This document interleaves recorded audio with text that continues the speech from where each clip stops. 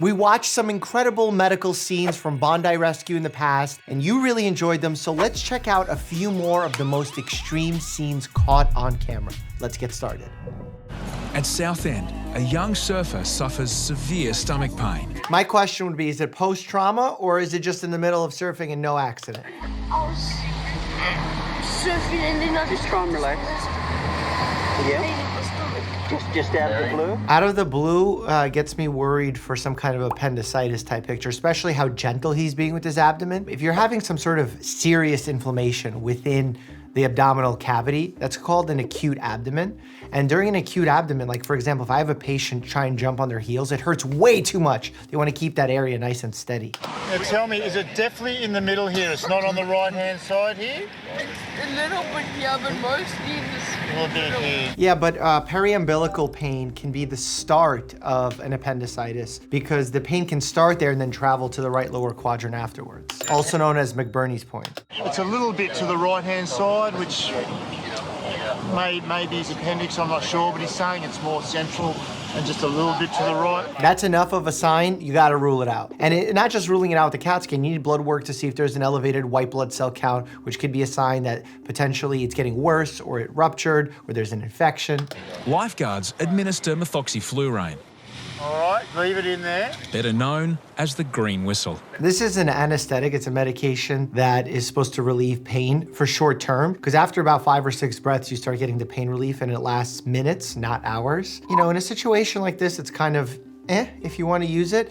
Ideally, you don't want to give strong medication to numb pain when you're trying to come up with a diagnosis. Because imagine you numb the pain and the patient thinks they feel better, but the problem has not resolved, you can get into real big trouble. I would say err on the side of caution, sit with the pain a little longer, get to the diagnosis before taking the pain medication. Hopefully it's something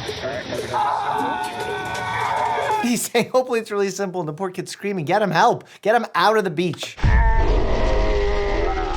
His excruciating pain was caused by a blocked intestine. Wow, what? After a night in hospital and a few days rest, he's back at Bondi. That's incredible. What gave him an obstruction? Was it an obstruction of his actual bowels? Or was it like a mesenteric ischemia? For those who don't know, mesenteric ischemia is when you have a blocked blood vessel in the abdomen that is so incredibly painful. But also an intestinal blockage could be problematic. The only issue is if you have an intestinal blockage, usually that comes with nausea, vomiting, because the contents can't move forward. So I need a little bit more information to diagnose that case. Dean attends Leo, a 28-year-old Brazilian man. He's unable to move his arms or legs. Oh my God. So in situations like this, what could happen is there could be a spinal cord injury that can be causing temporary paralysis, quadriplegia of arms and legs. It could be a more serious injury where you have a full destruction of the spinal cord at a specific region, vertebral fractures, bony fractures, or it could be just a very severe concussion with a shock to the brain and even bleeding in the brain. Try to go for a swim, or he's there on the ground. Olha pra ele. Olha pra ele. Tá sentindo seu braço? Ele meio estreito. Movimento sua perna aí. Seu pé. Movimente ele o pé. Consegue não? They should bring a proper C-spine stabilizer, a board, in order to make sure that you move them out in the safest way possible without causing further damage. Part of what you want to do, especially during traumatic episodes, is to secure the environment, make it stable, make it predictable. Being on the beach is the furthest thing from that. 1, 2, 3. A spinal board will immobilize Leo on the way to hospital. There we go, all the things that we mentioned earlier. The only hope is that Leo's symptoms are caused by severe swelling and not an irreparable break. Based off the mechanism of injury, and you could predict a lot from the mechanism of injury, it would be a low suspicion for something that dramatic to have happened, where you have a full spinal cord injury, destruction. Based off the mechanism of injury alone, I suspect he will get better, but obviously you don't know. And with the spinal cord injuries, that's very commonly the case, that you don't know how well someone will recover until you give it time. Surrounded by loved ones, the Brazilian dancer started his journey home as a quadriplegic. Leandro will now have to learn to talk, eat, and breathe on his own again. Oh, that happened. He must have had a pre-existing injury and then something else happened. Or it must have been a much stronger fall than it was described earlier. Because just from a gentle fall, it's just so unlikely for that to happen. Across the railing, a guy screams out and says, "Harry's, there's a baby dead up on the road." What? Harry's has grabbed a defibrillator and oxygen kit. Absolutely, and even the defibrillators have different settings and attachments, like the pads are different for pediatrics than they are for adults. Usually children above the age of 8 on most of these defibrillators are considered adult and can use the adult settings, but an infant would not fall into that category. We need the pediatric ones. The baby showed no signs of life. It was not breathing. Not breathing, pulseless, you gotta activate basic life support, which means chest compressions and rescue breaths. And chest compressions on a baby are obviously much different. You're pushing with fingers as opposed to 2 hands. The baby has reportedly fallen on its head from a height, but it's unclear how. The patient is an 8-week-old boy. Resuscitating a tiny baby presents major challenges. Absolutely. Lifeguards must urgently administer manual CPR. Lifeguards decide to ventilate the baby with a bag mask and oxygen. Which is the correct protocol. I started to see the rise and fall of the baby's chest. Oh my God, this is working, this is effective what I'm doing. That doesn't tell us everything in that moment, because if you're bagging the baby, you're manually inflating the lungs. It doesn't mean the baby is breathing on their own. If you're no longer squeezing the bag and the baby's chest is rising and falling, that's a good sign. I hope that's what he means. After around the 8th, 9th breath,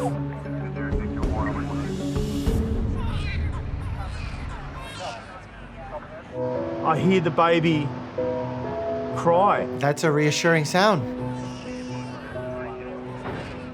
To hear this baby scream was just the greatest moment ever. What's interesting about a baby's skull, especially newborns, is they have areas where you can basically touch through the skull. They're called fontanelles and they take some time to close. So in a situation like this, when a baby falls, it could be so devastating if it happens to fall in one of these areas. And in general, the head is a little bit softer. It's not as strong and hard as our heads are, ours as adults. Not long after, lifeguards get news the baby is likely to pull through without major complications. Amazing. Don't know how they know that the baby has no major complications from a developmental standpoint, given that takes some time to show, but at least out of the woods acutely in the short term. What I saw next just, absolutely shocked me to the core. Oh no. Oh no. Hello? Shit. The woman is unconscious and not breathing. Unconscious, not breathing in the water is a really bad sign because you don't know how long they've been there. And if they've been there too long, their brain has been deprived of oxygen. That can cause serious, lasting brain damage. The situation is critical. Instead of 3 pumps, the first thing you got to do is get the defib. When you're getting a person out of the water and they're unconscious, you want to start CPR right away. And unlike the CPR that we recommend on the street, where we just say hands-only CPR, here you are giving rescue breaths. Further out, the situation has become much worse. I just saw the person face down, just lifeless and face down. Oh no. The man and the woman are from the same family. Remember, when you're also a victim of drowning, a lot of people think that there must be so much fluid in the lungs. There's actually a reflex that protects our airway and prevents a lot of fluid from getting into our lungs. And even the small amount that does make its way into the lungs is eventually absorbed through circulation.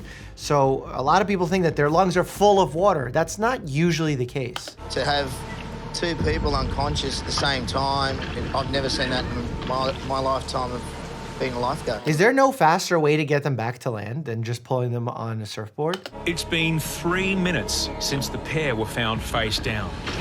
The human brain cannot survive without oxygen for much longer than 6 minutes. Yeah, it can survive. It just starts becoming incredibly damaged, and you start developing what's known as anoxic brain injury without oxygen. Anoxic. You could tell she's already cyanotic. She's blue. That means she's not breathing. 4.5 minutes after Oddbjorg was first found, Singlets begins the vital compressions. Kerbox prepares the defibrillator. And you notice he's drying her. That's an important part of using the defibrillator. Oddbjorg's heart rhythm is in flatline, and she can't be shocked. Yeah, so flatline is not a shockable rhythm. That's why so many times on Grey's Anatomy, when you hear, and the patient's flatline, they run to get the defibrillator. That's not what it's for. In a situation where you have flatline, you give chest compressions, then you can give medications like epinephrine. 15 minutes after the pair were found face down. How many patients you got? 2. The prospect of successful resuscitation is becoming less likely by the second. I can't believe it takes 15 minutes for first responders with medications or ACLS, advanced cardiac life support, to get there. That's a really long time to respond. Paramedics fit an ECG machine to Oddbjerg, hoping to identify electrical activity in her heart. And then out of nowhere, he said, "Oh, hey boys, I think I'm getting a faint electrical activity there." Next minute, you know, we heard, "We've got activity, there's a pulse come back." Well, you don't judge whether or not a patient has a pulse based on electrical activity, because there is a condition called PEA, which is pulseless electrical activity, where it looks like on the monitor that someone has a normal pulse, but unless you fully feel it and feel the heart beating, that might not be real. With their sister revived, family members turned to their brother-in-law. But after 30 minutes of CPR, That's a long time. paramedics call an end to the resuscitation. Wow. Wow, I can't believe they caught that on camera. I was just sitting in the tower watching the water, and we got a knock at the door, and she said, "Hi, you rescued my sister." And I was like, "Oh, I'm so sorry. I just said, how is she?" And she's like, "This is her." For me to see her with life in her body and life in her eyes was incredible. That's amazing that they were able to bring her back and she felt good that quickly. Remember, this is a healthy person experiencing this situation due to unfortunate situation within the water. But in reality, when this happens in hospitals, when someone is already really sick or maybe even really frail, and then they undergo chest compressions, potentially breaking ribs, causing internal bleeding, when we revive them, because they actually were clinically dead, when we revive them, they oftentimes are not at that same baseline they were before because they weren't healthy to begin with. They were already frail. So that's why I want folks to know that even if we resuscitate someone, it doesn't always mean we're out of the water, especially in a situation like this. Please never show these TikToks to your doctor. Click here to check them out. And as always, stay happy and healthy.